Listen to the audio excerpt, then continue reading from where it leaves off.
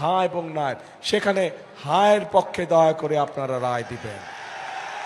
মনে থাকবে তো? অন্তর্বর্তীকালীন সরকার এসে তারা একটি সংস্কার কমিশন করলো এবং বাংলাদেশের প্রায় কম বেশি রাজনৈতিক দলগুলোকে সেখানে আহ্বান করলো।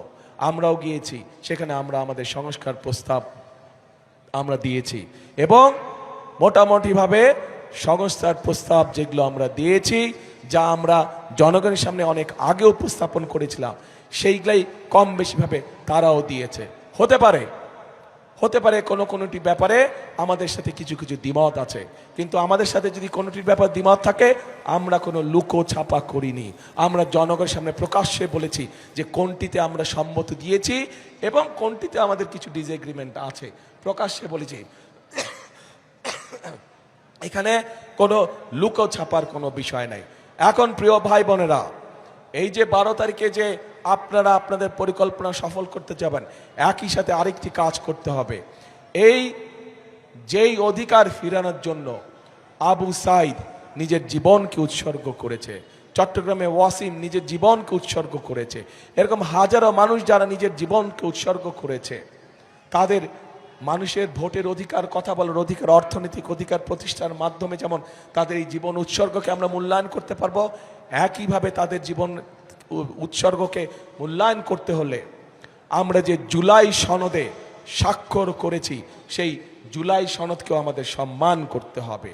এবং সেজন্যই আপনাদের সকলকে অনুরোধ করব যে ধানের শীষে যেমন সিলটা দিবেন 12 তারিখে, একই সাথে আপনাকে যে দ্বিতীয় ব্যালট পেপারটি দিবে হ্যাঁ এবং না, সেখানে হায়ের পক্ষে দয়া করে আপনারা রায় দিবেন। মনে থাকবে তো? প্রিয় ভাই বোনেরা, 5 তারিখে, অগাস্টের 5 তারিখে পরিবর্তন হয়েছে দেশের মানুষ পরিবর্তন চায়। কি পরিবর্তন? ফ্লাইওভার হবে বড় বড়, বিল্ডিং হবে বড় বড়, ঠিক আছে, হলে হবে, কিন্তু মানুষ তার নিজের ভাগ্যের পরিবর্তন চায়।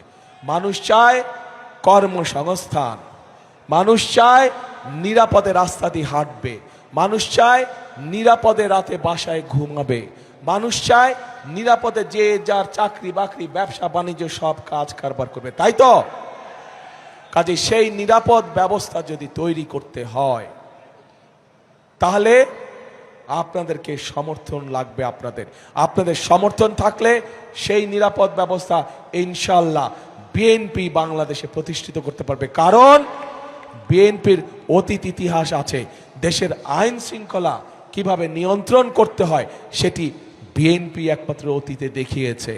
বিএনপি দেখিয়েছে বলেই, বিএনপির অভিজ্ঞতা আছে বলেই বিএনপির পক্ষেই সম্ভব একমাত্র দেশের আইন শৃঙ্খলাকে সঠিকভাবে, শক্তভাবে নিয়ন্ত্রণ করা এবং শক্তভাবে মানুষের নিরাপত্তা প্রদান করা।